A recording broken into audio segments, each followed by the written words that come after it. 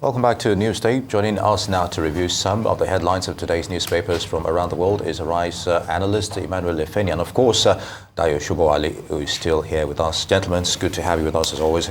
Good afternoon, Niye Oyelowo. Good afternoon, Adesua. Good afternoon, Dayo. We'll start the review with this day, Nigeria's newspaper of record. We'll start with the story above the masthead. Bloomberg.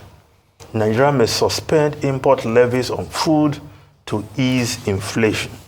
Yes, Bloomberg citing documents to be presented to President Bola Ahmed Tinubu, saying that there's a proposal for the government to suspend import duties on food items as a way of fighting food inflation, which is right now at an all-time high. Food inflation over 40%.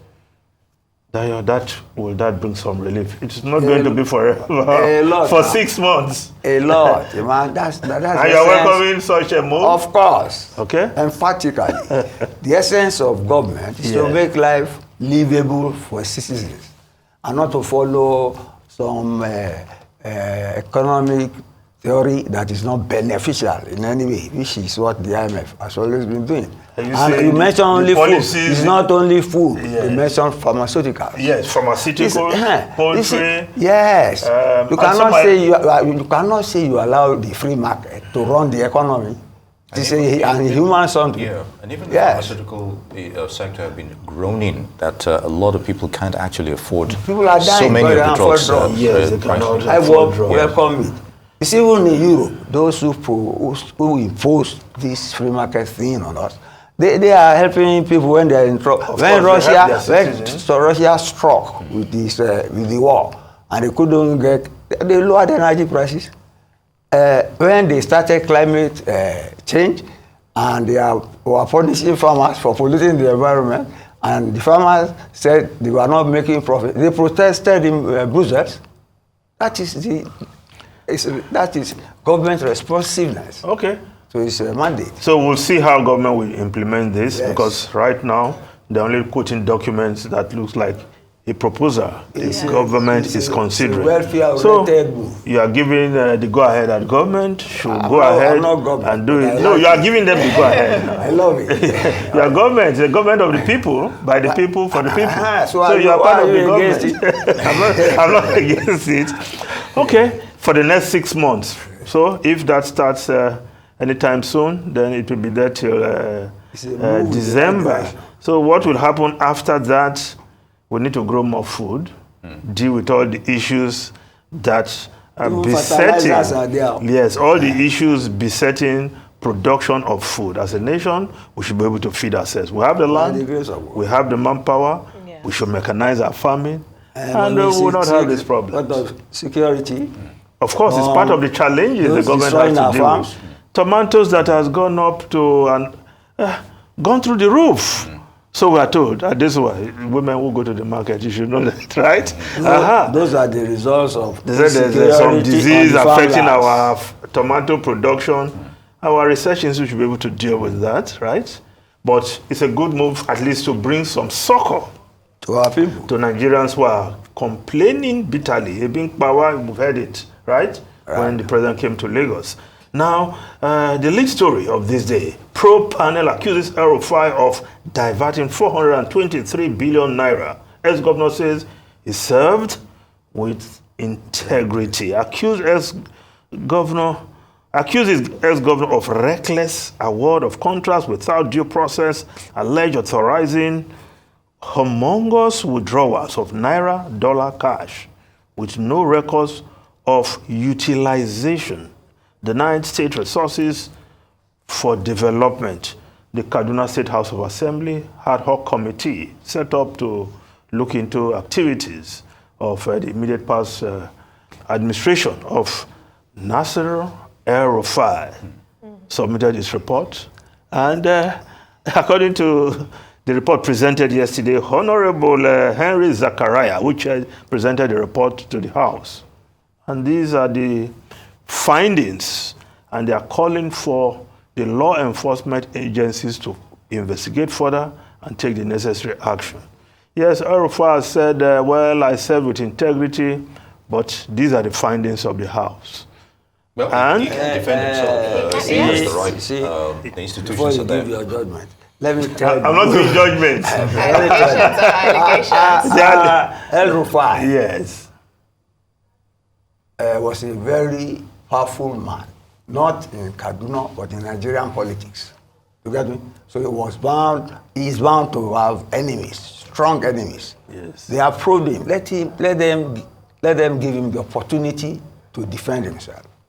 And let us not do media trial. No, he was given the opportunity. He was invited. Yes. I mean, I will say yes. I find it very interesting that Governor Ubasani of Kaduna wants to completely separate himself from the El-Rufai, probe. He was a senator. He did argue for the loans that El-Rufai took out on the Senate floor in the media. They even share the same deputy governor in Hadiza Balarabe. So assuming, that he's trying to say that that was a corrupt administration, that time in office for El-Rufai was so soiled, it was so bad, there was a lot of misappropriation. Yeah. And I wonder how Governor Ubasani would want to tell us that he was completely immune from this, unaware of this. Endorsing the loans as a senator is not, does not mean you are complicit in the way it was utilized in your home state. However, team members. Making judgment. No, I'm not making judgment. I'm only making my comment on this matter. All right. My comment is this: they have recommended that there should be the security agencies should investigate further. Better. And I'm saying that I don't see why the EFCC should not be interested in what is happening in Kaduna. They shouldn't just pay attention to only Kogi and a few other states. These are allegations. The EFCC should come in, look at them, and deal with those who are culpable. And of course, if the former governor, Nasir El-Rufai, is innocent of these accusations, of course, yes. That will be proven in court. The law says you are presumed innocent. Yes. Until found guilty. Yes. Let the law take its So course. nobody has declared him guilty.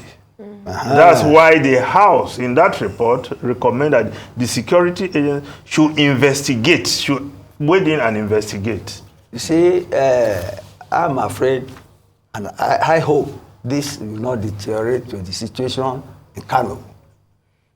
Well, not necessarily. In fact, my own fear is even different.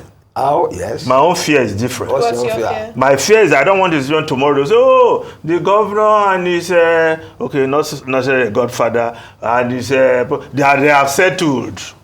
And this matter will just be swept under the carpet. That's my own fear. They have made grievous allegations. That is similar to the situation in Kano. The situation in Kano is just growing up now. It's blowing up with the NBA inviting somebody who has done, who the courts. There are two issues. Which of the issues in Kano are you talking of now?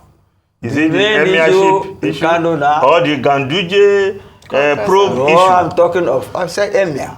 Okay. Emir is that Emir? No, because it relates to this matter we're discussing. I am telling you that they are both controversial issues. And they are highly politicized. I think we can take highly politicized. Okay, let's move over to the Vanguard newspaper. Federal government's failure to make fresh offer stars wage talks.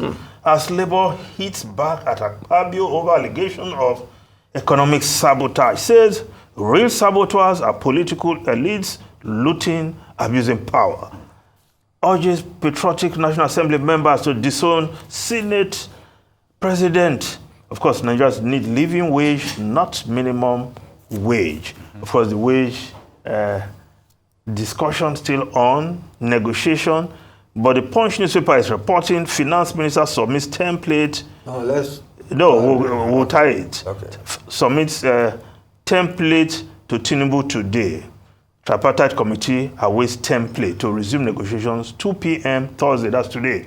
Of course, they couldn't have submitted fresh offer because the president gave the finance minister 48 hours to come up with a template. They will look at all the options. Is it 90,000 they are going to propose, or 120, or they just go above 60, as they say, a little bit. So I think something will present today when that negotiation meeting resumes at 2 p.m. Okay, maybe and tomorrow. Yes, of course, we'll keep a tab on that. But the House of Representatives, according to the New Telegraph newspaper, reps of federal government, we want living not minimum wage for workers. What's the difference? They are saying that the minimum wage must be a living wage, not just tokenism. Yeah, but see, how can you have minimum wage for different industries and all that? The Employers Association just said yesterday that if they ever approve the 450,000, they will go out of business.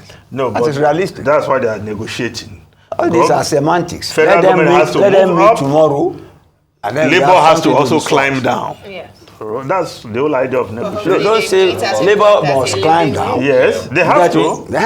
There was a report yesterday that don't provoke Labor by sending legislators who people say are earning 45 million to go and negotiate with people who say no, they are not part. They are not part of the negotiation team. But they are part of the people who brought them back. Yes, but whatever is agreed, we'll go to Parliament. We'll go to the National Assembly. It's provocative to the NLC to do that. Okay, if we just look at one African newspaper across the continent.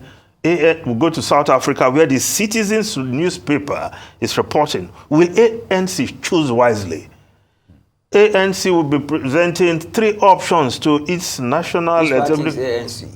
African National Congress. Okay, yes. Okay. They will be presenting 3 options. For the alliance, coalition. Yes. And top on that of the options is the government of national unity that will involve all the parties. Yes, the Democratic Alliance. Yes, EFF, that would be a rainbow coalition, of course. That seems very chaotic. Well, of course, and there's no way. You see, except they go with the white-dominated party. The DA. The DA. The DA. Well, because they can't work with Zuma's party. Why not? It might be that the devil knows better than that looks like the best option. Somebody just swallow his pride, eat humble pie, and talk to. You don't know the animosity on the ground. There is a lot of animosity, but it's also Zuma is but they are ideologically compatible. Yes. And why did they split? Because of political differences. Personal differences. Yes. Zuma's style of leadership. Yes. So I think. But business is saying that ANC may reject coalition choice, quite likely to opt for minority rule with DA or EFF. EFF will be a thorn in the flesh, I can assure you, with Malaya. Those ones have never already given conditions anyway. right now. Yes, but we must not fail to what the newspapers are reporting. Finally, just the British newspaper, the Guardian newspaper, of course, you see. Sunak. No, Sunak lied to country over labor tax and spend plans, says Starmer. Of course, people are taking up after that debate. Some of the figures bandied by Rishi Sunak is being challenged right now. The polls might have given Rishi Sunak, but the reality on ground are the British public themselves. And I think they've already made up their minds with the previous election just recently. And, with that debate, looking at their faces, well, anyway. Gentlemen, Emmanuel Ifeni, Dayo Shubuali, I'd like to thank you very much for your thoughts on those issues. Good to have you as always.